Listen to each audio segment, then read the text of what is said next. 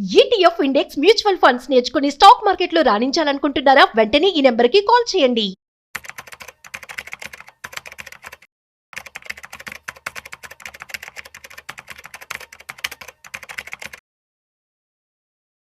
So ₹1,00,00,000 house, అదేవిధంగా 80 లక్షల రూపాయల లోన్ కనుక ఉంటే వాడిని సక్సెస్ అని చెప్పి అంటూ ఉంటారు ప్రజెంట్. అసలు కోటీశ్వరులు చేసేటువంటి ఆస్తులు ఏంటి, అదేవిధంగా కోటి కళ ఇది ఎలా నెరవేర్చుకోవాలి, కోటీశ్వరులు అవ్వాలి అంటే ఏం చేయాలి, అసలు ఎవరిని కోటీశ్వరులు అంటారు? సో వీటికి సంబంధించి పూర్తి సమాచారం ఇవాళ మనతో చెప్పడానికి ఫైనాన్షియల్ ఎక్స్పర్ట్ గిరిబాబు ఉన్నారు. సో వారి మాటలో మరింత సమాచారం అది తెలుసుకుందాం. సో హాయ్, హలో, నమస్తే, వెల్కమ్ టు సుమన్ టీవీ. నేను మీ Rajeev Pasupuleti. So let's start. So hi sir, నమస్తే. నమస్తే అండి. యా సార్, యాక్చువల్లీ మనం చూస్తున్నట్లయితే ఒక హౌస్ కొనేసుకుంటే అదేవిధంగా ₹1,00,00,000 లేకపోతే 80 లక్షల లోన్ ఉంటే వాడిని సక్సెస్ అని చెప్పి అంటూ ఉంటారు. ఓకే, సో ఇది ఇతను కోటేశ్వరుడా, లేదు అంటే ₹1,00,00,000 పోర్ట్ఫోలియో ఉండి ఇన్వెస్ట్మెంట్లో అతను కోటేశ్వరుడా అంటే ఏమంటారు? అసలు కోటేశ్వరుని చేసే ఆస్తులు ఏంటి? నార్మల్గా ఈ కోటి కళ అంటే నేను ఒక కోటీశ్వరుని అవ్వాలి అనే ఫీలింగ్, ఓకే, ఆ డ్రీమ్ ఇస్ కంప్లీట్లీ ఒక చాలా మందికి నెరవేర్చుకోవడానికి ప్రయత్నం చేసే ఎప్పటికి నెరవేరని ఒక కళగా మిగిలిపోతుంటుంది. కొంతమంది నెరవేర్చుకుంటూ ఉంటారు. సో మీరు చాలా మంది చూడండి, పిల్లల్ని మామూలుగా క్లాస్ అడగండి, మీరు పెద్దయ్యాక ఏమవుతారు అబ్బాయి అని, ఒక అబ్బాయిని కానీ పిల్లల్ని కానీ చదువుకునే వాళ్ళని అమ్మాయిలు కానీ అడిగితే, నేను పెద్దయ్యాక పలానా కంపెనీలో ఉద్యోగం తెచ్చుకుంటాను, జాబ్ తెచ్చుకుంటాను, బాగా చదివి జాబ్ తెచ్చుకుంటాను. అందరూ జాబ్ గురించి మాట్లాడతారు తప్ప నేను ఉద్యోగాన్ని సృష్టిస్తాను, బిజినెస్ చేస్తాను అనే వాళ్ళు మచ్చు కూడా కనిపించరు. ఎందుకంటే మన పెరిగే నేపథ్యము, ఇంటి నేపథ్యము, మన పేరెంట్స్ మనల్ని పెంచే విధానము, నువ్వు పెద్ద అయిన తర్వాత బాగా చదువుకోవాలి, తప్పులేదు, కరెక్టే, అది చదువుకున్న తర్వాత పెద్ద అయిన తర్వాత మంచి ఉద్యోగం వస్తుంది, హ్యాపీగా బతకొచ్చు. తర్వాత నెక్స్ట్ ఏంటి, ఒక ఇల్లు కొనుక్కో, ఒక కారు కొనుక్కో, ఈఎంఐ కడుతూ ఉండు, రిటైర్ అయ్యాక వెనక్కి తిరిగి చూసుకుంటే ఈఎంఐ పూర్తయిన ఒక ఇల్లు, ఈఎంఐ పూర్తయిన ఒక కారు, పిల్లలు అప్పుడు ఎదిగి వచ్చేస్తారు, వాళ్ళ చదువుల కోసం మళ్ళీ ఖర్చులు, మళ్ళీ పిల్లలని చదువు అయిపోయేప్పటికి నేను ముసలోని అయిపోతాను, మళ్ళీ వాళ్ళు ఆ చక్కెర నడుస్తూనే ఉంటది.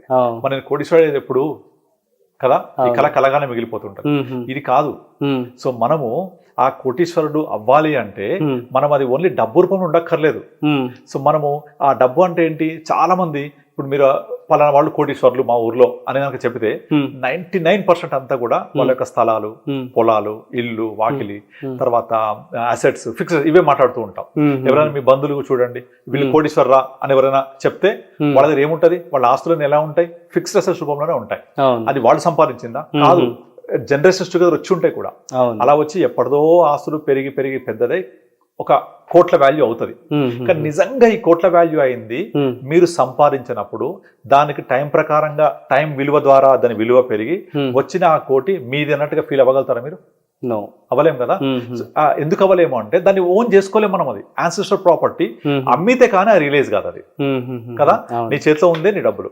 సో నేను మీరు అడిగిన ప్రశ్న సమాధానం చెప్పడం, సూటిగా చెప్పడం ఆన్సర్ ఏంటంటే, మీ డబ్బులు మీ చేతిలో ఉన్నాయే మీ ₹1,00,00,000.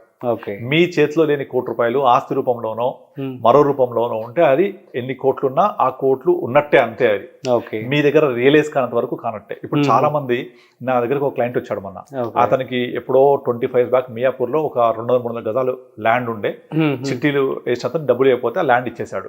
ఇప్పుడు 2 కోట్లు అయింది అది. తర్వాత ఆయన ఎప్పుడో 20 లక్షలు ఒక ఇల్లు కొన్నాడు, చిన్న ఇల్లు, రోడ్డు పక్కన, ఊరవతల. అప్పుడు అది ఇప్పుడు సిటీలో అయింది, అది మియాపూర్ దగ్గర, రోడ్డు పక్కన ఉంది. ఇంటి ముందు రోడ్ వేసి ఆ ఇల్లు కిందికి వెళ్ళిపోయింది. కానీ ఇప్పుడు ఇంటి ల్యాండ్ వాల్యూ 1 crore ఉంటది. ఆయన ఎప్పుడో 20-30 ఏళ్ల క్రితం కొన్న ల్యాండ్ వాల్యూ 3 కోట్లు ఉంటది.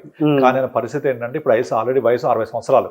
ఇప్పుడు ఆయనకు నెల జీతం ఒక 25,000 కూడా లేదు, పెద్ద ఎంప్లాయీ కాదు, కానీ కోటీశ్వరుడు ఆయన కదా. అక్కడ ఒక ప్రాపర్టీ ఉంది, ఇండిపెండెంట్ ఇల్లు, సొంత ఇల్లు ఉంది, 2 పిల్లలు ఉన్నారు. ఇప్పుడు పెళ్లికి వచ్చిన అమ్మాయి ఉంది, డబ్బులు లేవు. కొడుకు పై చదువులకు వెళ్దామని, అమెరికా వెళ్దామని ప్రయత్నం చేస్తున్నాడు, డబ్బులు లేవు. 25-30 వేల రూపాయలు జీతం. ఆ అబ్బాయి కూడా జాబ్ చేస్తున్నాడు. అటు కాంప్రమైజ్ అయ్యి జాబ్ చేయలేక, విదేశాలకు వెళ్ళి చదువుకోవాలనే కోరిక చంపుకోలేక సతమతం అవుతున్నాడు. వాళ్ళ కూతురికి పెళ్లి చేయాలి, కానీ డబ్బులు చేతలేవు. కానీ కోటీశ్వరుడు ఆయన. ఒక ప్లాట్ ఉంది, ఒక ఫ్లాట్ ఉంది, ఒక ఇల్లు, ఇండిపెండెంట్ ఉంది. మరి ఈ కేసులో నిజంగా వీళ్ళని కోటీశ్వరుడు అనొచ్చా మనం? ఇది రియల్ స్టోరీ చెప్తున్నాను నేను. నిజంగా అనొచ్చా మరి కోటీశ్వరుడు వీళ్ళని? సో మనం అనుభవించడానికి, అవసరానికి ఉపయోగపడని ఆ కోట్లు ఉండి లాభం ఏంటి? ఎప్పుడైతే మీరు అనుభవించడానికి ఉపయోగపడడానికి అవకాశం ఉంటుందో, ఎప్పుడైతే అతను రియలైజ్ అవ్వగలుగుతాడో అప్పుడే అతన్ని మనం కోటీశ్వరుడు అని అనొచ్చు. ఓకే. రీసెంట్ గా ఈనాడులో కూడా ఒక ఆర్టికల్ వచ్చింది దీని మీద, కోటి కోటి కళ కళ అని చెప్పేసి.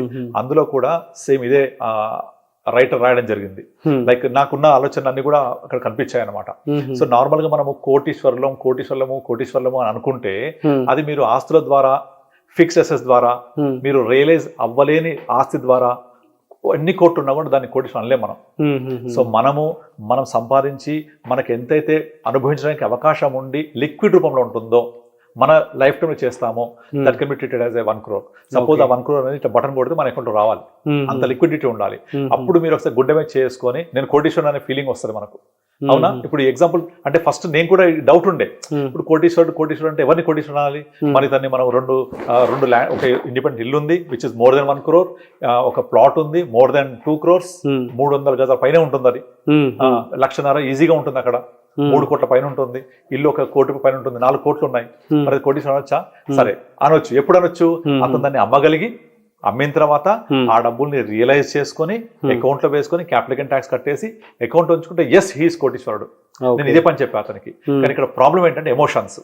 అమ్మాలంటే అతను ఒక ప్రైస్ పెట్టుకున్నాడు మైండ్ లో, ఇక్కడ ఈ ఏరియా ఇంత ప్రైస్ ఉంది, 1.5 లక్ష గజం నడుస్తుంది, అరౌండ్ 3 crores మీద వాల్యూ ఉంది, నాకు గుర్తులేదు, అంత డబ్బులు వస్తే నేను అమ్ముతానికి కూర్చున్నాడు.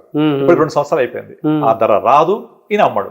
ఈ లోపల రియల్ ఎస్టేట్ బాగా డౌన్ అయింది అని న్యూస్ వచ్చింది, దాంతో ఆ రేట్ కూడా లేదు, 2 years బ్యాక్ వచ్చిన రేట్ కూడా ఇవ్వలేదు. అప్పుడు అమ్మితే బాగుండేది కదా అంటాడు. ఇప్పుడు కొంతమంది ఇల్లుని కిరాయికి ఇవ్వరు, అలాగే పెట్టేసుకొని ఉంటారు. ఎందుకంటే నేను 20,000 ఎక్స్పెక్ట్ చేస్తున్నా, 20,000 రావట్లేదని. అలా 2 నెలలు 3 నెలలు అవుతుంది. అయినా యాక్చువల్ గా ఓ 15,000 ఇచ్చినా కూడా 3 నెలలు 40,000 వచ్చాయి కదా. Cash in hand is more king, cash is king always. So value in hand is more valuer, cash in hand is more value than bird in the bush అని చెప్తుంటారు సామెత ఒకటి. చేతిలో ఉంది మోర్ వాల్యూ. సో నీకు 2 ఏళ్ల క్రితమే కనుక ఆ రేటుకి పోయి ఉంటే ఈ పాటికి ఆయనకు ఆ డబ్బులు పెరిగి ఉండేది కదా, ఊరికి FDS పెరిగేది కదా. ఇప్పుడు వాల్యూ పెరిగిందా తెలియదు, అమ్మగలిగి రియలైజ్ అయితేనే కదా వచ్చేది. మరి అతను ఎప్పుడు కోటీశ్వరుడు అయినట్టు? ఆ డబ్బుల్ని అవసరానికి ఉపయోగపడగలిగినప్పుడు, అవసరానికి ఉపయోగించగలిగినప్పుడు. కనుక ఇదంతా కూడా ఒక మెటీరియలిస్టిక్ ఫిలాసఫీ కాదు, ఇది కాన్సెప్చువల్ ఫిలాసఫీ, మన మైండ్ లో ఉండే ఫిలాసఫీ ఇది.